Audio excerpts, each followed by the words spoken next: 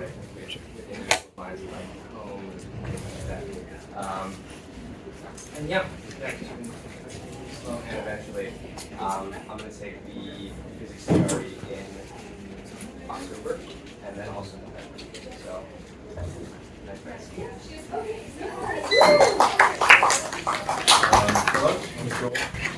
Indeed, I was a double major in mathematics, and then following it, so my gap year is now because I swiftly went to the UK to do a master's. But I chose to go to the UK for a master's because it was like only 1 year long, so it's still kind of like a quick catch off and go somewhere else.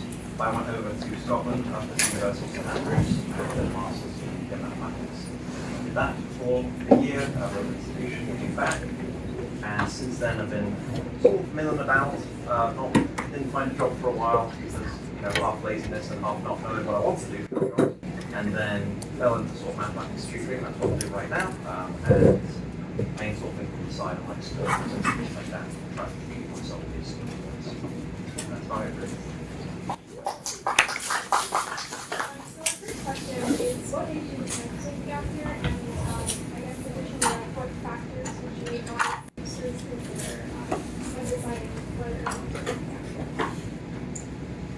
I think, at least for me, it was born mostly out of decision in a lot of ways, which is good and bad. Like initially, when I first started my gap year, I viewed that as like a really bad thing. Of like, okay, I don't know what to do, so I'm just going to do nothing. And that's the time. But that's not entirely fair. I think it's very important. Like one of the main features of a gap year and why it can be very important is like it really gives you the space to sort of contextualize yourself in a lot of different ways. Like the whole like finding yourself and whatever is a cliche, but it's also true in a lot of ways. In that like without the pressure of school and like the routinization of like school people and whatnot, you learn like what's important for mental health and making sure you stay sane throughout whatever you do, right? And especially important when like you go through periods where you don't have things that are pushing you to do things, right? And like you're employed or something like that. It's very beneficial in a lot of ways. It forces you to tackle this. I would say that my decision now to sort of go to a gap year, and I'm sort of defining gap year loosely as not committing to any sort of hard road at the moment, and sort of keeping options open. More so as a response to the idea of self-growth and finding yourself and things like that being kind of a negative experience for me personally. In terms of when I was in St Andrews, I was big into the headspace of, okay, tomorrow's the next day to be better, and to like stoic Seneca every day before I went to bed used to happen. It's a count of his day where you write down what went wrong and what you should do better next time, that sort of stuff. And so I took that in my stride and I was like, okay, when it was bad, I'm going to think, okay, here's a few things I did right, it's a good job, here's a few things I did wrong, okay, let's change that. But it sort of spiraled us in a direction where nothing was good enough, everything needs to be better, I need to be more of a saint, I need to be kinder but stronger, I need to be more of a warrior but kinder, and all this sort of stuff. And I need to take the time to say, shut up, I think for me, self-growth and really focusing on growing took a negative start for me personally. And that isn't to say that, okay, you should think about things like that, and you should, not try to grow and develop yourself. But for me, it was almost a negative thing, to be honest. And so I need to take the gap year or the time away to sort of say, okay, let's just take stock and let's go back to the roots and go back to what makes sort of life something that I can find sort of peace and serenity in, rather than something that's just escaping the nature, maximize and min-max, optimize, all that sort of stuff.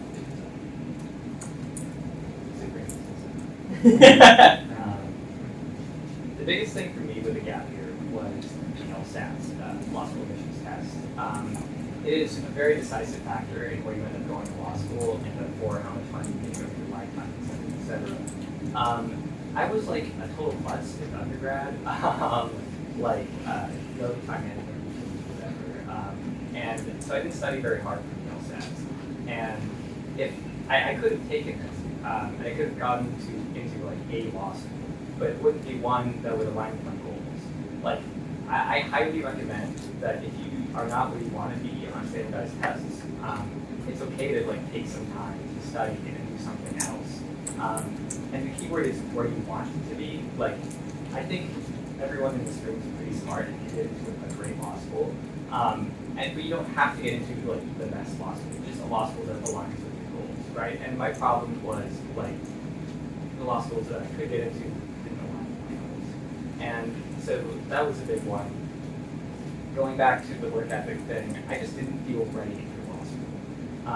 Fundamentally, law school is creating like a bunch of type A people into a room and saying, okay, only like the top like 15%, 20% of you are going to get an A when you're used to getting an A like your whole life. And it's just a race to the bottom, right? Who can work the hardest, who can study like the most, destroy themselves in the like. I don't think people end up working like extremely hard, that hard in law school, but still it's a very competitive environment by nature, even though you certainly don't want to hold that competitive yourself. And so I just felt it a little quick, especially considering, each year get out of undergrad very early. I would have been 19 in law school, median age is 25. Those are people with all those years of life experience and how they work, how to work best, what they value. I just don't think it would have been a level playing field, and so I think the best approach to this is going to go a little long, but I think the best approach to school is treating it like a job. You have a clear distinction between time and space of when and where you work. You come in, you do your shift, you get out, you're able to live your life, right, without any kind of background anxiety about what you may be able to do right now. I think that's the only way to stay sane, especially if you're working very hard. I got through like undergrad without any of that. All my work was concentrated on deadlines and things all the time, like didn't out nearly as much as I could have, And so if you want to treat school like a job, I think the best way to do that is to have a job first, which is not something most people have from graduation day, right? Because like I think you'll find like you come to a job, you kind of zone in, you do your work, and it's good. Like there's no problems with procrastination or anything when you're running clocks on for that the same time and space, right? So that's kind of a proof of concept. Like, hey, it's like I was so disorganized, I realized like, hey, once I got a job, hey, I could work this well, proof of concept. How do I replicate this condition in law school, right? And that answer is going to be different for everybody. And to find out how to best do that, it's best to have a job. It's really nice to hear also sort of different reasons why you do something that way, whether that be to find yourself or maybe even more practical reasons such as studying for the exam. It's really good to hear. So I think this next session will be sort of like a follow-up clip, which is like what was your plan? Like for like how did you plan to keep your back here? So maybe it would be on it, take some time out to figure out to do or something else. Yeah, nice. I didn't speak for all three of us when I said we didn't have a plan. I think Sam can probably cover that. Yeah, sure. Yeah, I mean, like, I knew I wanted to travel, at least. I mean, like, it's interesting because I know I wanted to travel, not because, like, I was sure that it would be a good thing for me, but because so many other people have told me, like, you should travel. You have time. It's going to be great. You learn so much about yourself. And so that's sort of also indicative of, like, the headspace I was in. Because, like, I really had no idea what I wanted, or, like, I mean, that's the precursor to knowing what you want to do, right? So what you want. And so I sort of piggyback off the views of others in a way, which is fine, It's not, I think one thing that I learned, it's not so important that the path you walk down immediately is correct. It's more so that you walk down a path and you figure it out. It's like, struggle to find out what the best path is.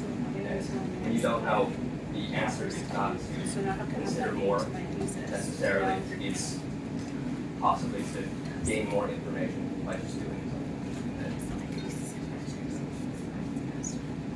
Yeah, I think for me it was less that I had a plan, it was just like I needed some kind of change, I guess.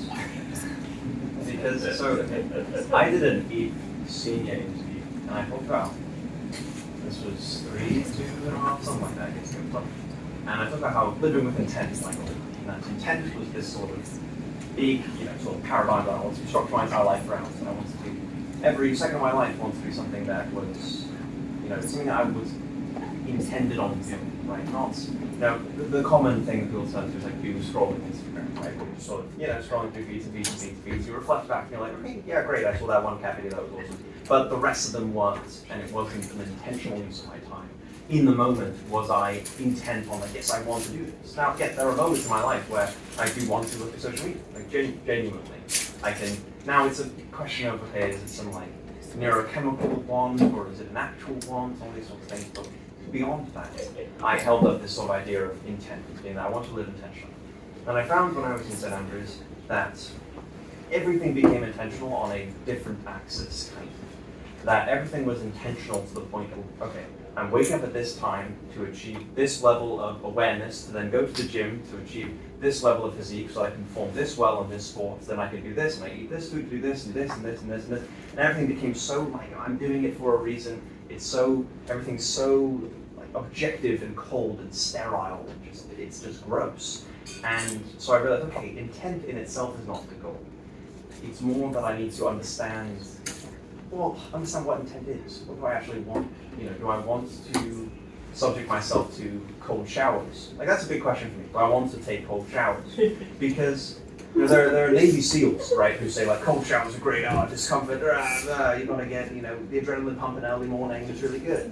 And then there's also the question of like, yeah, but like, do I really need to just take that's right? So there's like those two sides of it where understanding, okay, what's just me pushing off something that I should do, and what's me saying, no, I don't actually want that. And so it became a big question of intent. And I realized when I was in St. Andrews that I was swimming in a pool of things that I just wasn't enjoying. And so it was like, okay, let's step away from structure and find some form in my life more organically, because the way I was currently going about it was very, very structured, very objective, and very damaging. Yeah, I think that's important. Just to add on one of the things, like everyone has a very, very different path to fulfillment, right? And that's why, going back to what I was saying earlier, is like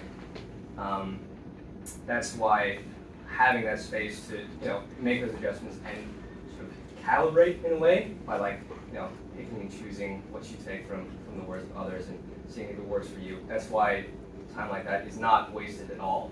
It's very, very important. And it's a hard process. Like it's at times like very physically and emotionally exhausting. And it's hard.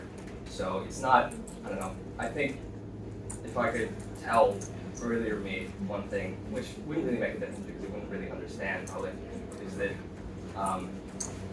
what you're doing is not wasteful, even if you're not like furthering your career path or making money or doing any of the like conventional markers of success, right? Like success and fulfillment in life is very, very abstract, and thus the path to it is also necessarily abstract.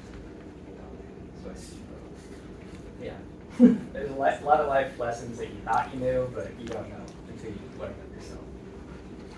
On the topic of life lessons, our next question is what skills and really important lessons did you learn, and how did you, I guess, kind of take that into planning for whatever you're doing next? A big one for me has been soft skill development. My job right now is talking to 10th graders who are very shut in. A lot of them have had very difficult experiences in life. They're not the most open people by default. And really just breaking down walls so that I can help them with their math homework. Like, I think the rapport comes first in that kind of job, and then the instruction. And so, like, engaging with an audience, being very warm and open and present and a great listener, like, that's the skills I've been trying to develop with an audience who's not reciprocal, like, whatsoever, oftentimes. It's a tough crowd. But it's been a great way for me to focus on soft skills. Same with finding a qualifier with the California Conservation Corps. Like, that was a new crowd, right? Like, just young adults from all across the state who were like more into manual labor, and they wanted that as their career. And in a way, it was like a high school experience I never had. It broke my bubble. I didn't think I had a bubble. I had a bubble. You know, like odds are people have. I mean, everyone has a bubble, right? And it can be beneficial to break it. And you know, I think my gap year has built a lot of resiliency in me. Like, not so much because I did like hard stuff. I did do, but I think just because the hard stuff I was doing was from a place of total beginning. Like, I had always like an aptitude in school and stuff, but I have zero aptitude for manual labor. You know, I'm like probably like worse than manual labor than like the average person. And so just starting it from zero, like being nothing, you know, working your way up, having that humility, being willing to learn from people. It fosters a resilience, you know, like failure, humiliation. It was an incredibly social environment. Like, it was 14 guys on a bus, always going somewhere, you know. Like, social shame was like very sharp there. Like, you could really feel it, you know. And so learning how to deal with humiliation and failure and struggle builds resilience that hopefully I can take with me the rest of my life. Yes, I'll quickly throw something in. Yeah, So I relied on sports quite heavily as a crutch, and still quite do now, because I find that sports is a very fulfilling environment for me, because my whole life, right, you know, EEPCs get heralded as God's gift to mankind, and then you get sort of brought back to life. That, like, I was looking at John's notes this morning, and like the idea that he mentioned about manual labor, about you're no longer special. And sport is kind of that.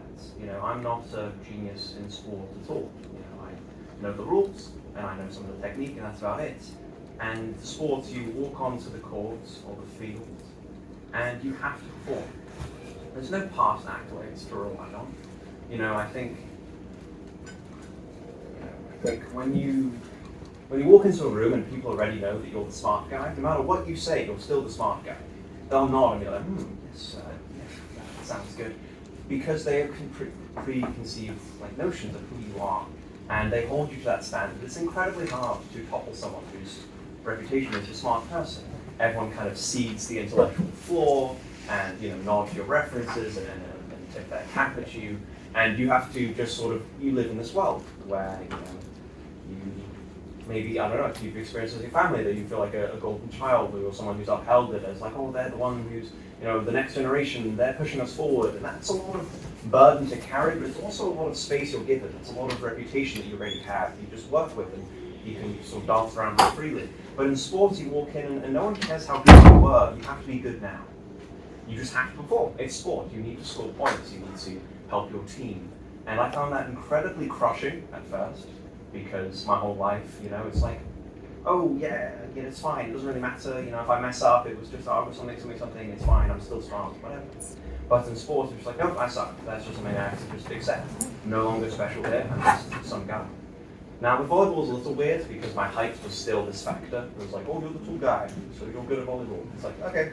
So that was still something I had to struggle with. But then, you know, as you sort of, you know, lean into that and realize that, yeah, height is good, but not that valuable in volleyball, whatever. Anyway, you have to perform. And that's something that I found quite enjoyable, because I don't get that in my day-to-day life very often. Of just this, yes, of course, on academic tests you have to perform and all this sort of stuff, but still there's this sense of ego that just completely gets crushed with sport for me, because it's just very visceral. It's just there, you have to do it. And I found for me that means in order to perform, I need to be very, very calm and very happy. That's how I perform, is calmness and joy. And so I have tried to eliminate striving for things in my life because they don't make me calm. Simple as that. If I wake up every morning and I'm like, all right, I'm gonna be the next Batman, like it's tricky because I'm now not calm for the rest of the day. I'm like, okay, I should have worked out more. I need to do more crunches. I need to do this. I need to run. I didn't get my run in today. I need to self-study this language and do this and meditate and all this sort of stuff. And then you hold yourself to the standard. You're always like annoyed. And so for me, like my big thing now is, it's maybe a wee bit cringe, but it's fine. Like during sports games, I like sing songs to myself. I try to keep myself pumped up. I try to sing songs I like, I find hype, or I find enjoyable, I find fun. Try to keep me in that headspace, because when I'm calm and when I'm having fun, I do really well in sport. That's something really obviously quite enjoyable to succeed. And so, anyway, I've tried to find that striving does not help me, but calm and just having fun with it does. Does anyone know who David Goggins is? That's surprising, yeah. But I've struggled with the same ideas that George has. That there's two things with David Goggins, two critiques I have. It's like this Navy SEAL tells people to work harder. One of them is that he tells people to work harder independent of goals and values. Your action should, of course, be aligned with goals and values, right?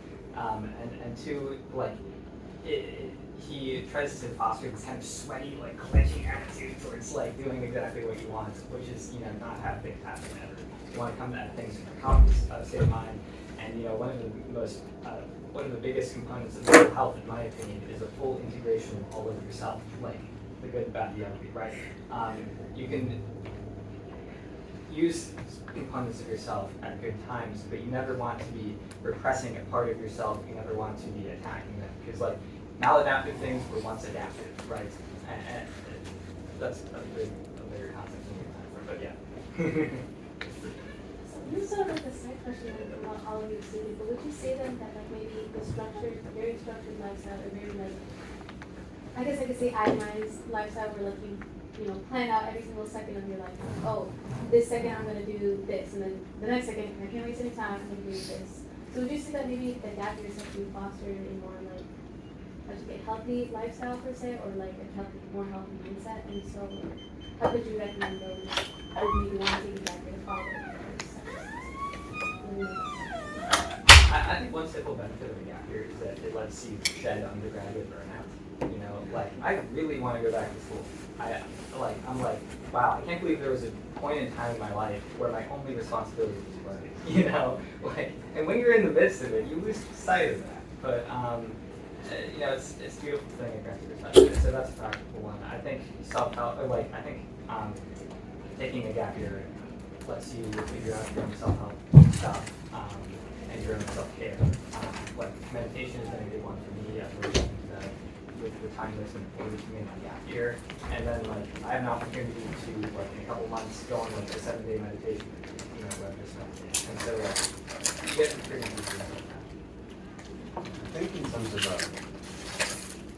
arguing and things like that, one of my fascinating things I try to do when arguing, well not arguing with people, when thinking about ideas on my own is the idea of the straw man fallacy, which is you're up against another idea, instead of trying to make the opposing side a straw man and taking away the merits of their argument, just being well, it sucks because here's the worst possible case of their argument they can make, and I'll show why that looks bad. It's well, yes, because you made them make the worst argument. It's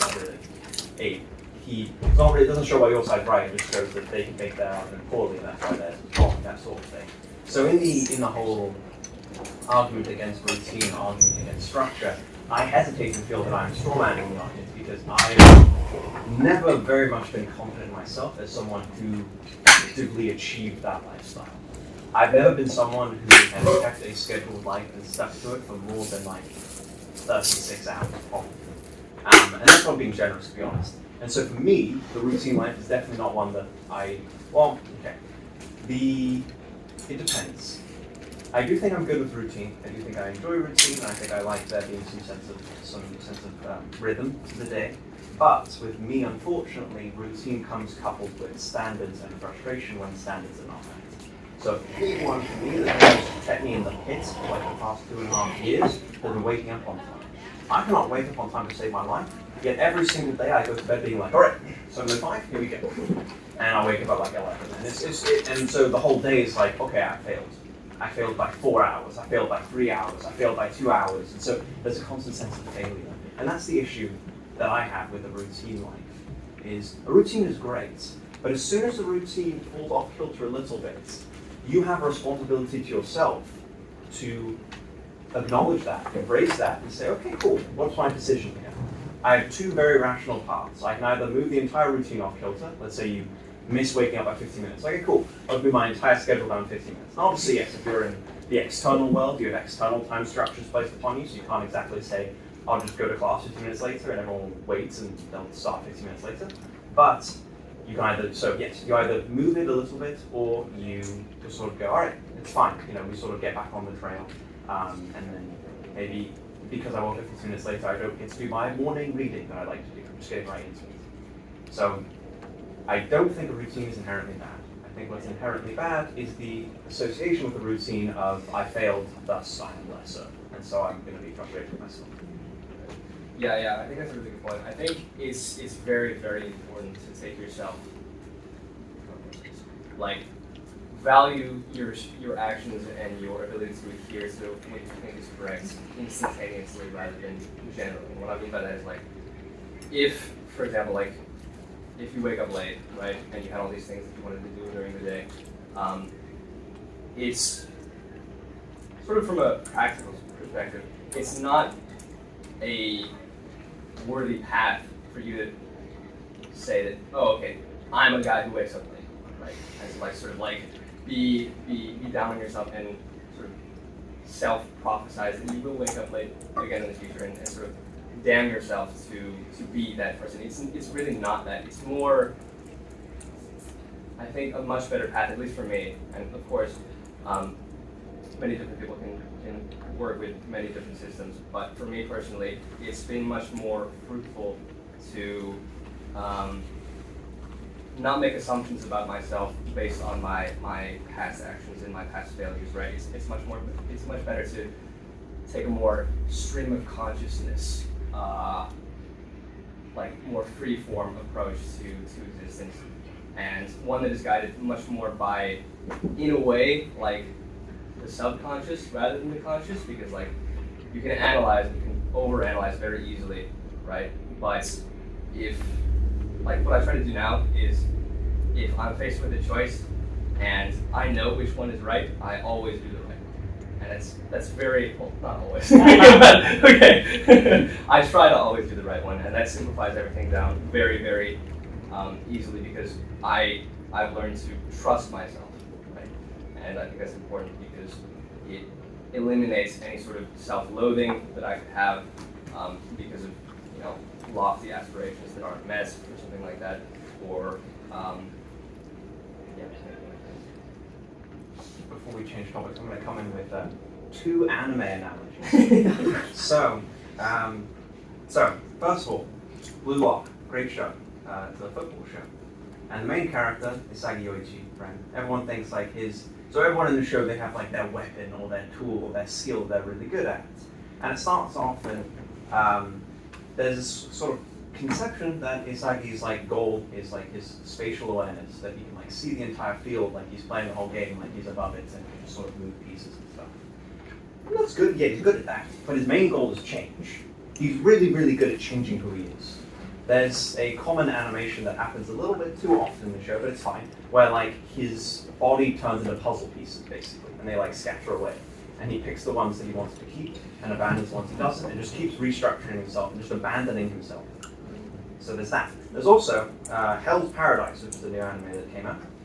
Good show as well.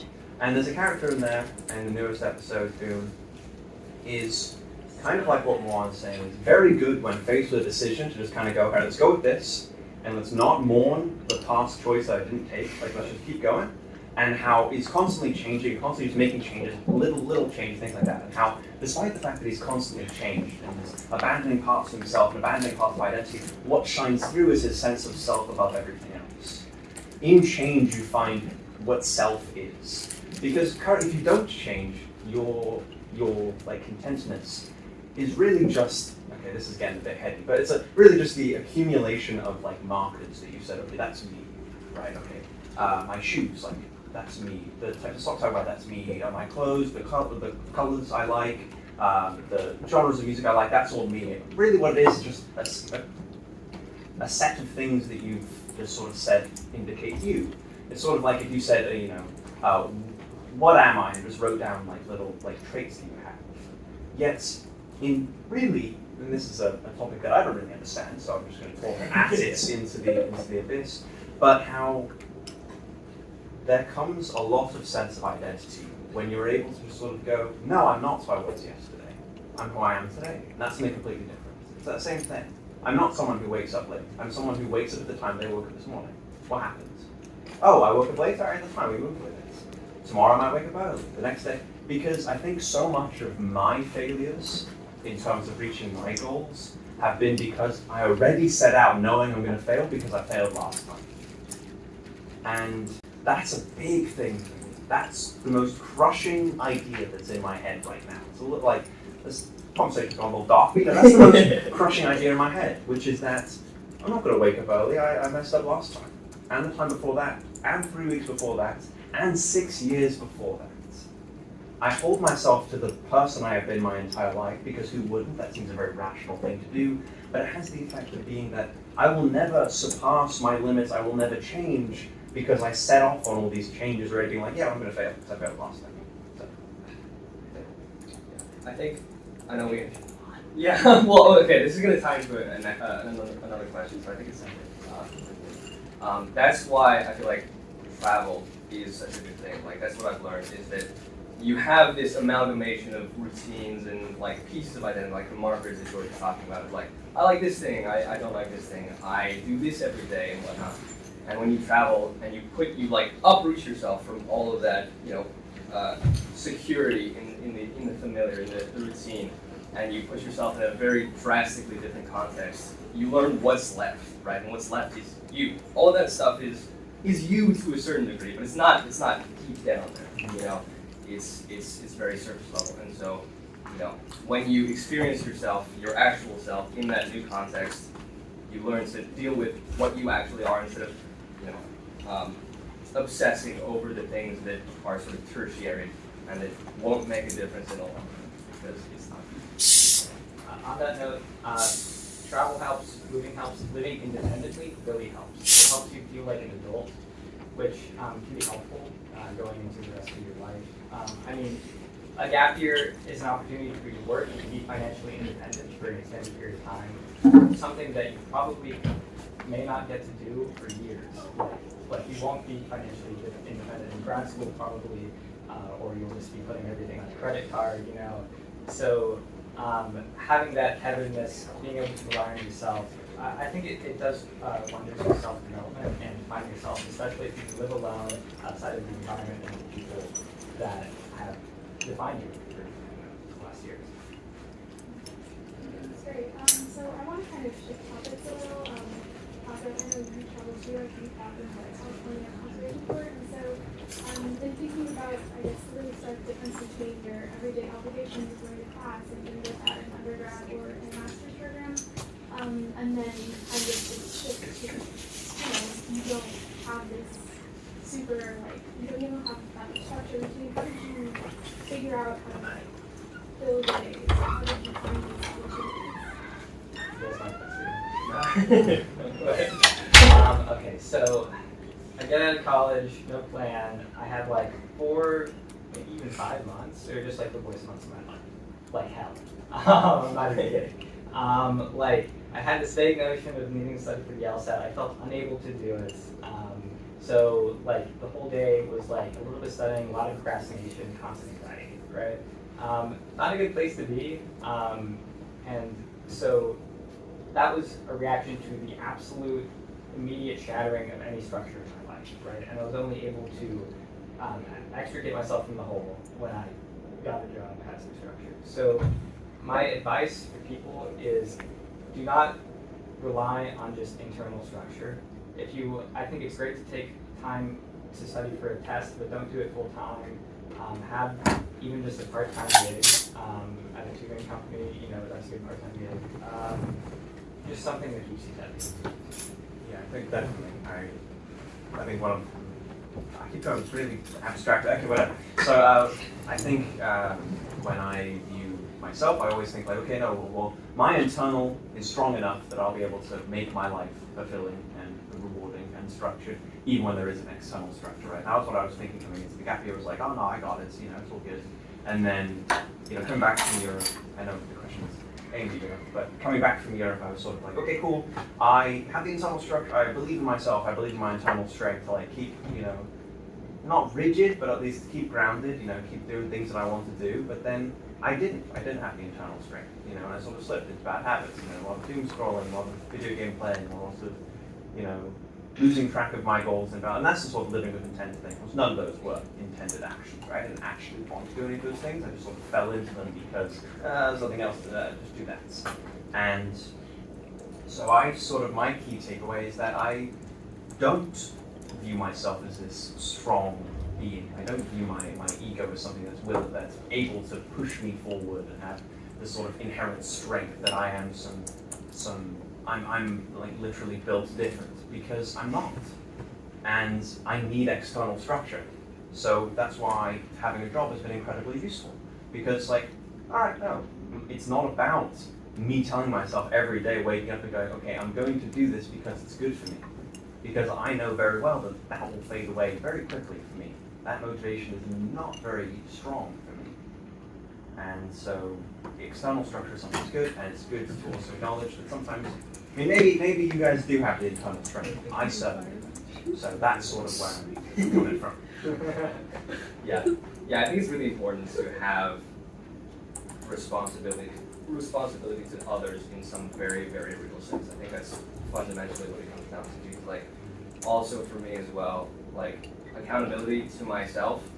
If I'm not completely resolute in the reason for the accountability, it just doesn't make sense. But when you have like other people that you care for that are depending on you to do something, it's a very good motivator. And beyond that, it's necessary because it's, I think, one of the main components to fulfillment as well, is like doing things for others and just being with others as well. Like that's a huge part of life. It's a huge part of life, and a lot of the good parts of life, and a lot of the necessary parts of life as well. It's like having that constant interaction, and as I said, that responsibility to others in any form it takes. So that's why tutoring. I'm very glad I chose to do tutoring and brought my part-time whatever, because it's challenging, but it's very, very fulfilling because I get to interact with so many people every day, and I get to that's something that's sustained me for a long time. In an area where, like, if I didn't have that, I would be floundering for like purpose pretty bad. Because, like, additionally, this is the last thing. I think studying for a test to eventually get into grad school and continuing that career path is obviously important, but that's also personally not enough to like fill my days with all the other loose nice things. And I think that really comes down to, as I said before, the like components of responsibility to others and interacting with others. Yeah, avoid unemployment like a plague. A gap year is what you make of it, don't waste it. Yeah. And that's not even just because you're doing something, it's because you just need some kind of external structure in your life. Like, I studied way more through the LSAT with a full-time job and waking up in the middle of the night to respond to fires than I did when I was totally unemployed. It's weird, but like that's how it works. I think that's generalizable. Well, actually, yeah. Our next question actually could really sort of intertwine with what you guys were talking about. Yeah, our next question was like how you could remain financially stable during the gap year. I mean, it seems all of you actually have held or currently hold tutoring jobs, which is really cool. Great coincidence. So, yeah, maybe you could talk about maybe why you chose tutoring and you think maybe that's the best way to go about gap year, or another way, or in general, just how you really. Yeah. I think it's really easy. I think it's really easy to be financially stable during a gap year if you're not doing like crazy travel and stuff. You can talk about how you like I saved up like $20,000, because I was the firefighting job you get me bored, and then with this tutoring job, even though I make less than minimum wage, like I don't have much. I'm just living with my mom. And so if you're staying in Los Angeles, I highly recommend not to pay rent. That's my ultimate life for a second. Some like quick little financial tips that I think I've sort of learned with my mother.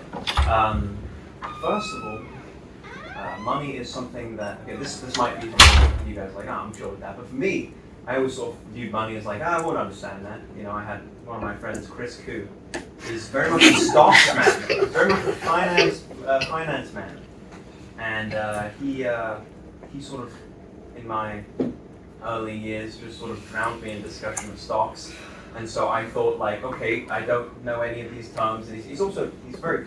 Okay.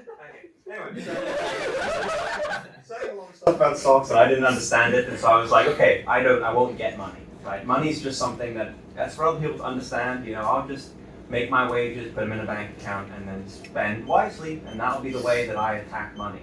But in the past few months, I've been like sort of actually trying to embrace a bit more with my mum, and sort of get to understand that money is something that you can understand. That it's scarily simple at times to apply for a credit card, to think about all these sort of things, and credit scores and things like that. Are all quite simple. I mean, it's kind of like going to the airport for the first time. You know, you think about flying alone, it's going to be so crazy, and then you get this piece of paper and your passport, and you just go here, here, here, and now you're on a plane, you're in a different country in like 2 seconds. And it's kind of the same thing with money. You sort of get into it. It's like, okay, what's going on? Okay, I'll press this button. Yes, that's fine. And I'm not saying don't think about it, but they're surprisingly simple. They really are. And so I guess my key tips, and one thing that has been very useful for me, is I was placed, and obviously this requires some like financial privilege, so I acknowledge that.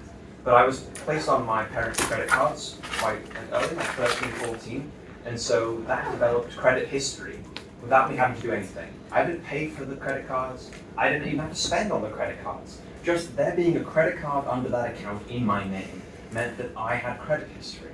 So I come out, now I'm 19, and I want to apply for a credit card, and I have credit history. So I have a credit score of 740 right off the rip. I didn't do anything. That's just relying off my parents' credit scores, because all they've done is that's just me relying on them paying it. So that's obviously financial privilege if my parents are able to do that. But if your parents are, just jump on the bandwagon, because much easier to start from a credit score than 0, much easier to start with credit history than 0. And yeah, you can go from there. Now, so that's one thing, if you're able to do that, I recommend that. But the big thing is kind of what John was talking about, where it's like, a gap year is good because you get to sort of embrace the fact that like money is this thing. When I went to the University of St Andrews, because it was all under school tuition, and so there were certain bank accounts that savings, all sorts of stuff, I forgot the numbers and letters, but that one that goes to school, it was just like I had a blue card that like, well, it was a blue credit card. It's like, okay, I need food. Put it on the machine and then take my food. Oh, I need to buy books. I'll put it on the machine and take my books. And so it was like this magic wand that just got me what I wanted. Because it all went back to my parents and savings accounts and this and that, and I never saw where the money went or how it got there, blah, blah, blah. But in the gap year, it's like, okay, I see my paycheck, I know where it's going, and that sort of thing. So another like tip that I'm trying to get into is like savings accounts and APY and stuff like that. It's that money will work for you if you like actively make it. So like savings accounts that give you APY, so give you money back for putting money in. Like if you know, like 4% APY is like really good. If you put money into a savings account, you get it back. Credit cards have cash back, 2%, 3% at certain vendors, stuff like that. So if you use a credit card, like let's say you get the Apple card, and you use Apple Pay with the Apple card, you'll get like 3% cash back. Now 3% is not a big number, but if you imagine you are asked, do you want everything you buy to be 97% instead of full cost? You'd be like, yeah, sure. So why not? Anyway, those are my tips. And basically the general idea though is that these tips exist. There is money will work for you. It's just weird. It feels like it's in this weird cloud. You need to have a finance degree and you need to be wearing a suit and all that sort of stuff to understand. But it's there. It's for the team. It just requires a bit of Googling and research and all that gross stuff. Right. Yeah. Yeah. For the majority of my life, I think I've been in a similarly privileged position as George, in that like I haven't had to pay for board, room. Yeah. I've had to pay for where I live or generally my food and stuff.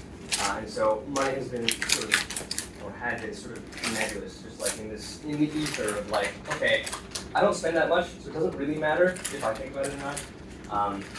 But I think going into my gap year, it's sort of like, I really had to change my view on it, and I didn't completely.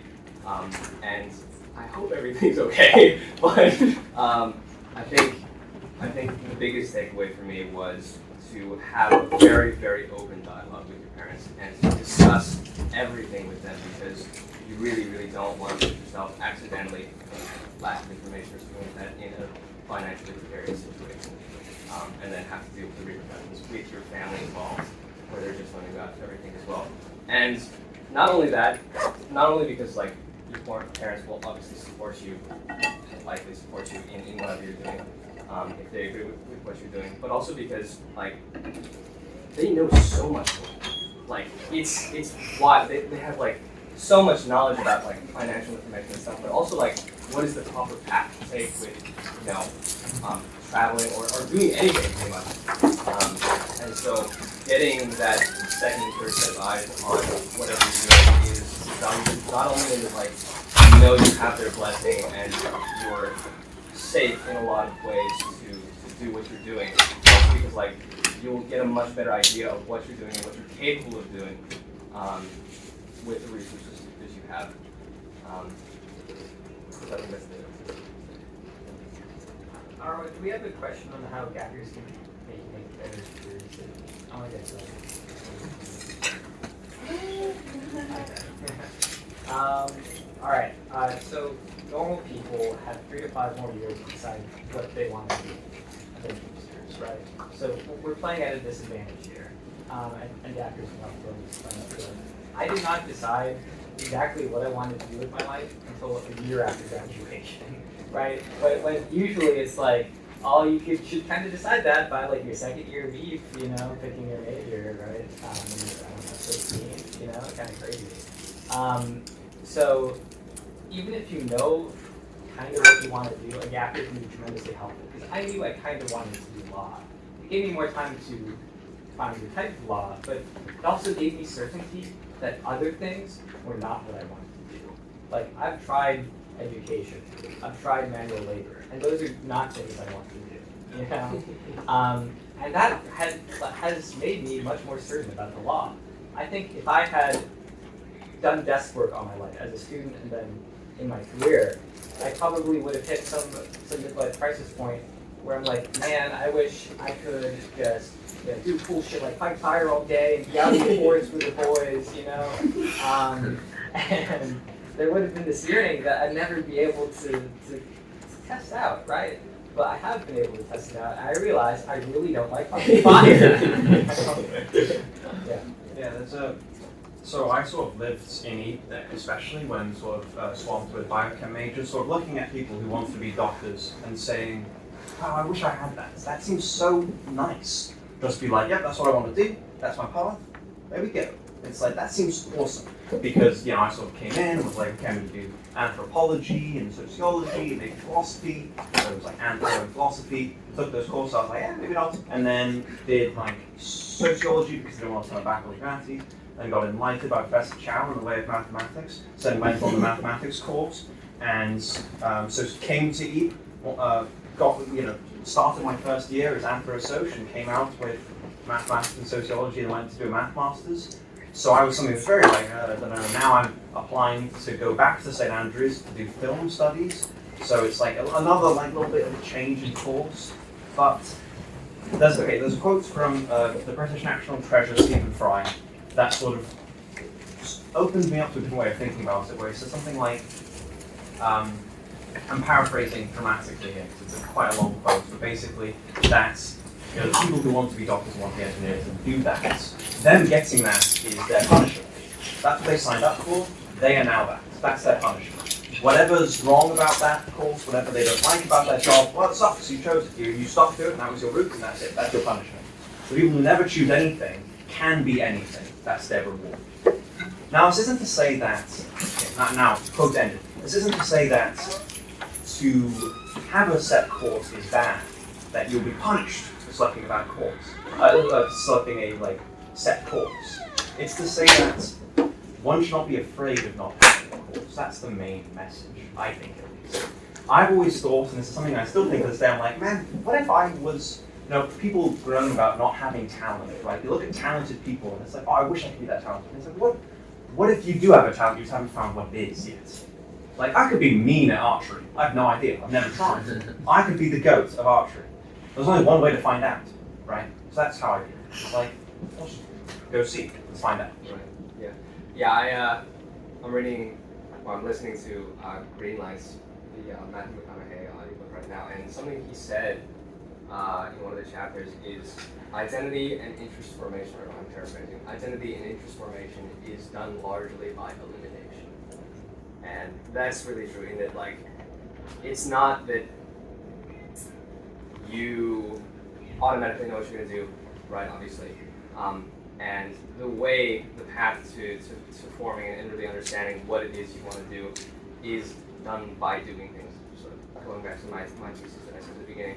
But like, you need to try things. You need to try things like hunting fires or, traveling even, to figure out what you like and what you don't, because you can't, like, I spent the majority of like the first couple months of my gap year like just like sitting at my computer and like Googling like what is life like as a pharmacist? What is life like as like a police officer? I didn't Google that, but like you can't.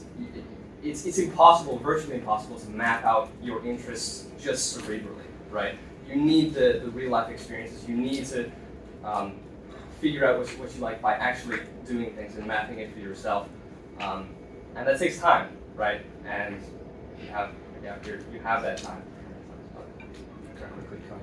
So yeah, I think when we've all been raised in academics our whole lives, right? It's like school is the thing that I'm good at. School is my identity. I get academically accelerated in school. Now that you're an EEP, the only thing any family member talks to you about is EEP and like what that's like. And every time you talk to somebody, it's about school and oh my god, that's so crazy that you're in this school thing, school. And so academia kind of forms your worldview. And when academic forms your worldview, thinking forms your worldview. And so when I tackled any sort of problem coming out of university, my initial reaction was, if I think hard enough, I'll solve it. Right? Any sort of problem I have is something I can tackle abstractly and break down and I can outline and just think hard, and that will solve it. It really doesn't at all, because your thinking is wrapped in your experience, is wrapped in your preconceived notions of the world, is wrapped in your biases. The only way to shatter those biases, the only way to actively tackle things in a way that doesn't just rely on thoughts you've already been thinking your whole life and just saying, well, those are still true because that's still true, is to go out there and to live and meet other people, because it's surprising how swiftly you'll get knocked off of your towers of thought. These sort of towers you wreck for yourself, you're like, well, this is clearly true because I've spent 80 billion hours thinking about it. Well, it's like, oh, well, go out there in the world and you'll find that it falls at the first flick. I think we're running a bit short on time, so I'll open it up to audience questions now, and then I think we'll do closing comments. Does anybody have any questions? I think just like apart from like whatever jobs or tutoring that you did, what was the most valuable thing I feel like that you got out of your gap year, like whether that be a commitment to some kind of organization or just like socialization or things like that? I'll keep waffling. I think team sports is the best thing on earth. I think team sports is incredible. I think, well, there's two reasons. The one very tangible reason is it is way more fun to motivate exercise by playing a team sport. Just being in the gym and grinding out, it's okay. I mean, you can sort of view and you're like, oh, I have a six-pack and I'll be awesome and I'll be huge, and it's like, okay. But in terms of actually playing a sport, it's thrilling. You'll play, I don't know, whatever sport you pick, hopefully volleyball or football, and you'll play a match for an hour and a half, 2 hours, and you'll come out and you'll be completely wiped, right? And all your muscle will be sore and it'll be an incredible experience, but you kind of won't, the struggle, the pain, I'm pushing through, won't feel that way. Because you're playing, you're looking to score points, have fun, win the game, whatever. So there's that element. It motivates exercise very well, and exercise is something that I think has been greatly valuable for me in terms of state of mind and clarity in living and stuff. But it's also incredibly nice because of that sort of element where you're just on a team now. You need to support people other than yourself. I think that's one thing that I really like as well, is, in a gap year, one unfortunate thing is that after EEP, people go everywhere, and it's hard to keep track of friends, it really is. Relationships dissolve very swiftly if you don't take active steps to keep them close to you. And so following my gap year, I had Muan. that's pretty much it. Like, literally, that was pretty much it. You know, since then, I've tried to actively pull myself out and contact people and build a network again. But during St. Andrews, I would call Muan like every day, pretty much. And that was my sort of lifeline to social connection and things like that. And so it quickly dissolves. And when that dissolves, all you're surrounded by is everything in the world is to serve you. It's all about you and how you can get better and how things can benefit you, and I'm going to do this because it will help me. And I'm not saying you're going to like start backstabbing people. I'm just saying that your entire worldview is constructed around yourself primarily. But then, as soon as you get jumped onto a sports team, you have to help other people. You have to learn how to comfort somebody when they mess up, and you have to learn how to be comforted. That's a big thing for me. I'm getting better, but I used to be someone who I mess up in volleyball. I'm like, and I get super mad. And I bring down the morale of the team. And I'm like, no, that's not going to work, mate. You have to let yourself be comforted. Let yourself be uplifted by fellows. Fellows? By fellows.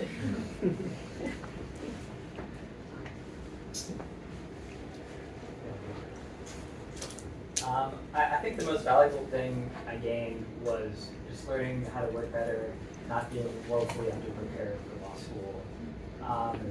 But also just great experiences along the way, right? I mean, we tend to lose sight of this, but there's a seasonality to life. After graduation, it's a season of your life where you have basically no commitments, no career, no job, no wife, no kids, no clientele, you know. That's kind of just sad, yeah. And, you know, you are open to really random experiences, and do them then or do them never, basically. Yeah, I think sort of tying into what George said about the focus being taken off of you and like the spotlight being taken off of you and more diversified is that it's a little bit pushy, but my mom recently went back to school. She goes to school at UCSD and she lives here and she commutes every 2-3 times a week. It's like a 4.5 hour train ride both ways. And obviously she supported me so unconditionally throughout school and throughout my entire life, just my mom. And I think one of the most valuable experiences for me has been being able to have time and have the consideration to step in and take care of the house and do things that walk the dogs and do things that she needs to get done. Because now we sort of reverse positions in a way.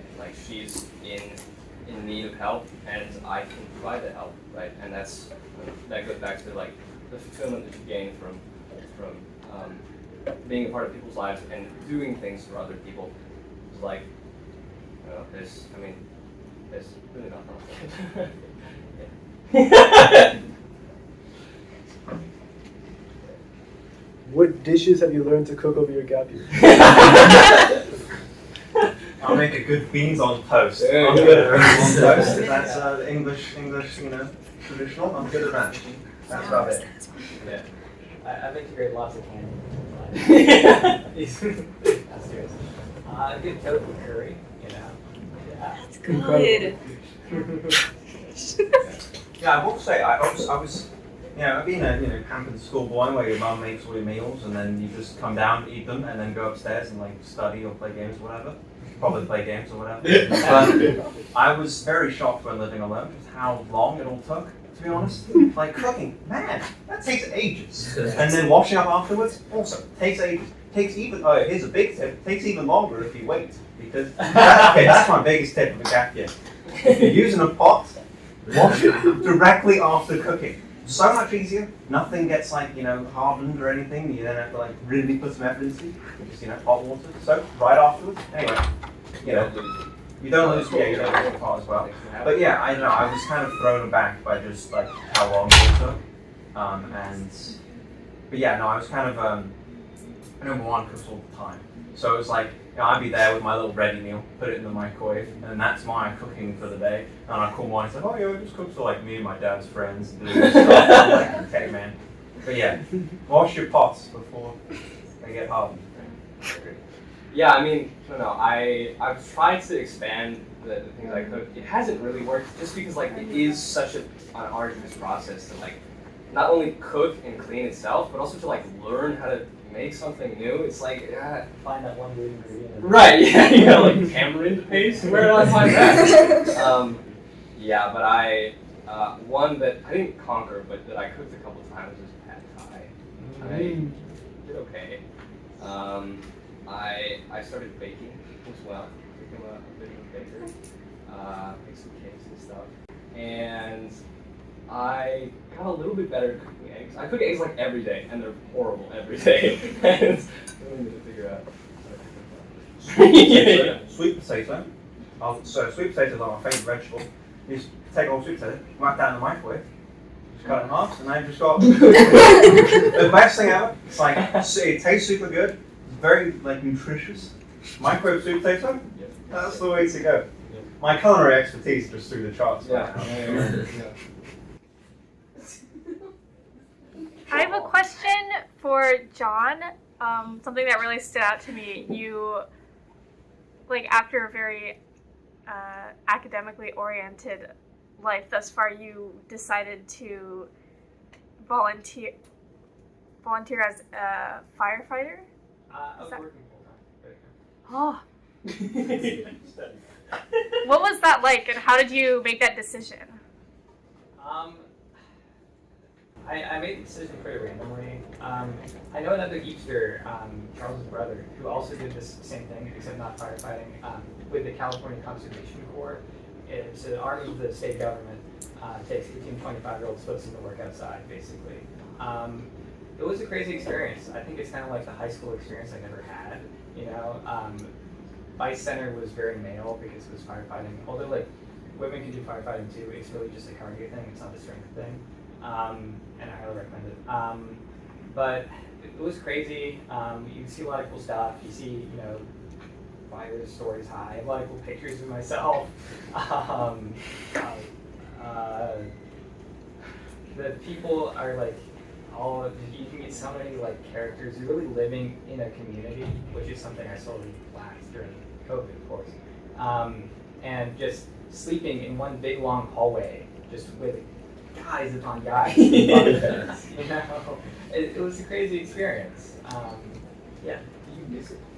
Do I miss it? I think that time was the highest daily joy I've ever experienced, because you're around guys all the time.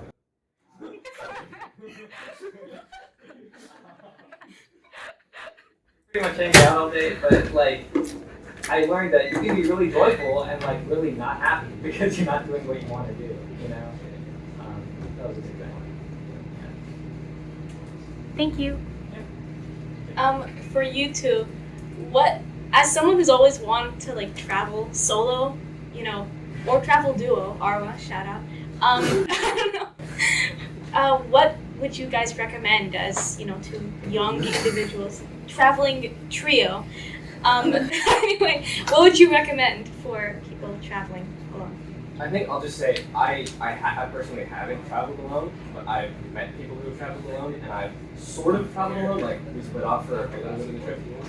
Don't do it alone. Do not do it alone. It seems fun, and it seems like you'll meet a lot of people, and it'll be fine. But it gets really, really lonely and isolating. You're in a lot of different places, and you know it can be taxing to meet everybody each time, and like you won't form. Or I think largely you won't form a meaningful enough connection where you feel fulfilled and able to, you know, talk about like this alien you really, or like work through the joys and the tribulations of the experience. It'll be a really, really emotionally taxing time if you go alone. Yeah, it's a tremendously valuable safety net. Well, you know, if I don't meet anyone today, you know, Muan and I will go have a fun dinner or go walk the city at night or something like that. That's an incredibly nice thing to have as a fallback. So yes, I do recommend traveling with one-on-one. In terms of like tips, it's really tricky because Muan and I were very fortunate that we are men. Simple as that. We had the luxury of just sort of going, it'll be fine, do whatever. You know, if we don't have a hostel for the night and we just figure something out, it'll be fine. You know, if a hostel is looking a little weird, it's like, it's fine. You know, we'll figure it out. That's not something that people who are not men have. There's a luxury, simple as that. And so I find it hard, to be honest, to give tips to people who aren't men, simple as that. Because I don't know what to say. Because yeah, Muan and I, we were critically like underplanned. We sort of just went, we'll be fine, we'll figure it out, we'll get there, we'll just We got the flights, it's alright. Yeah, exactly. We're gonna be there, and that's what matters. And that, of course, was awesome. There's so many experiences that were almost inherently based in their just spontaneity, how cool they were. Just like random things going on, meeting random people, ending up in random places. Wow, it's so crazy. But that can quickly turn to, wow, this is incredibly unsafe and very weird. And that's something that we did not have to navigate as much as I presume other people would. So that's where I'm sort of like, I don't know how to give tips, to be honest. Another reason to go with other people. Like safety is a very important consideration. That's true. But I will also say, one of my favorite parts of the trip is also something that's kind of tricky in that topic that I just mentioned, is hostels. Because hostels are, yes, normally 6, 8, 10 people in a room, all travelers, and you meet loads of people. Our first night in Madrid when Muan was bedridden with a flu. Yeah, maybe COVID, something like that. So he was sort of in our hostel, just sort of bunking up, and we met these 4 Italian girls who were doing like a midsummer sort of trip thing. And so we went out in Madrid town. Well, I did. Muan stayed in bed, unfortunately. Went out and went to go eat meals, see the city, meet all these people, learn about their way of life and what they're doing, and get humiliated by the fact that they know like 50 billion languages and I know English. So hostels are really incredible to get to meet all these different people. But at the same time, hostels require vetting, 100%. They do, especially if you're someone who has more safety concerns than what I do, right? It's like, there's places where you can lock up all your stuff, and that's super good. There's places where you can't do that. And so you just have to go, all right, I trust the people in my room. And so there you go. I think hostels are great to get to meet new people, but also they are less safe than the hotel. Simple as that. Thank you.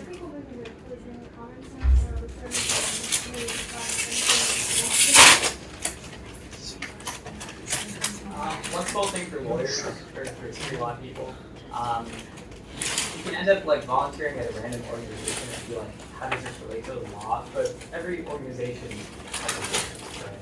And with the California Conservation Corps, I was actually able to do an internship for the headquarters of the Conservation Corps, like a Department of the State of California, their work.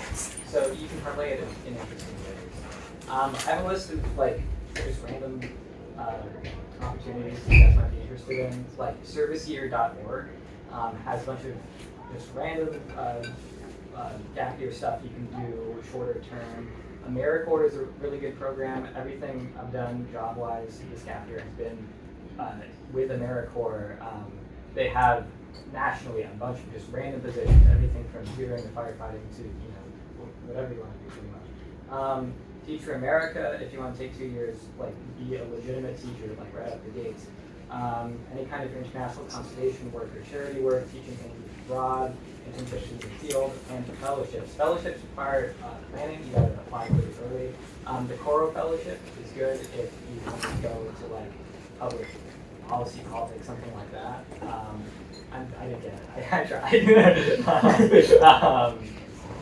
But generally, you'll be surprised how much random stuff you can do with very little training if you're willing to work for minimum wage or less than minimum wage.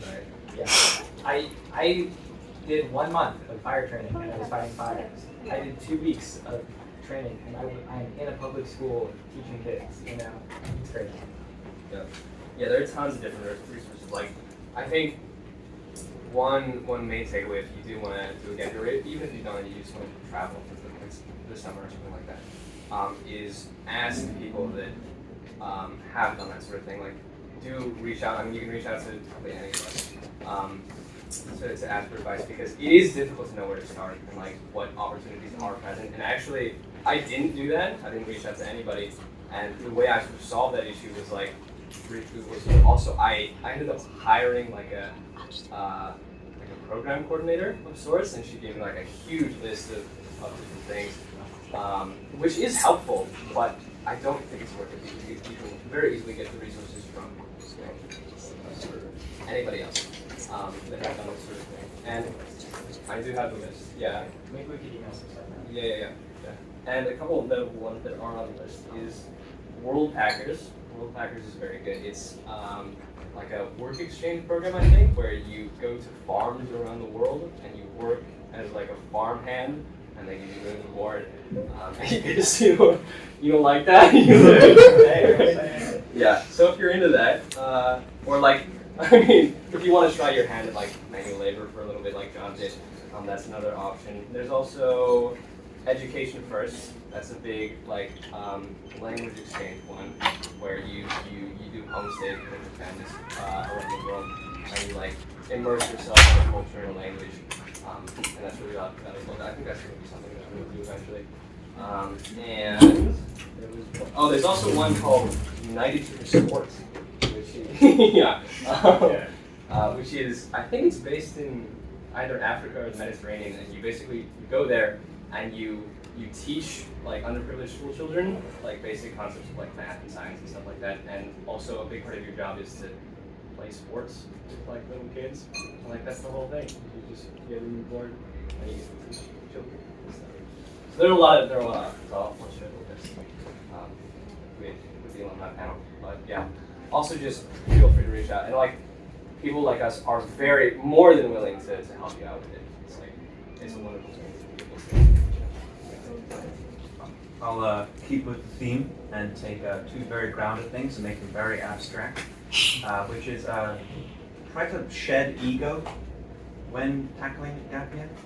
Ego is a very luxurious thing to have, thinking you're like cool and stuff. But ego also manifests in very different ways.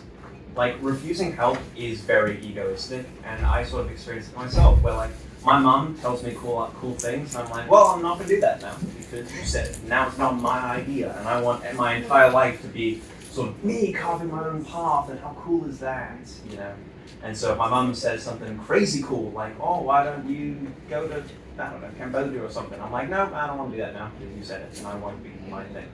I think that's a lot of what happens when people refuse help is, yes, there's fear of like, I don't want to seem weak.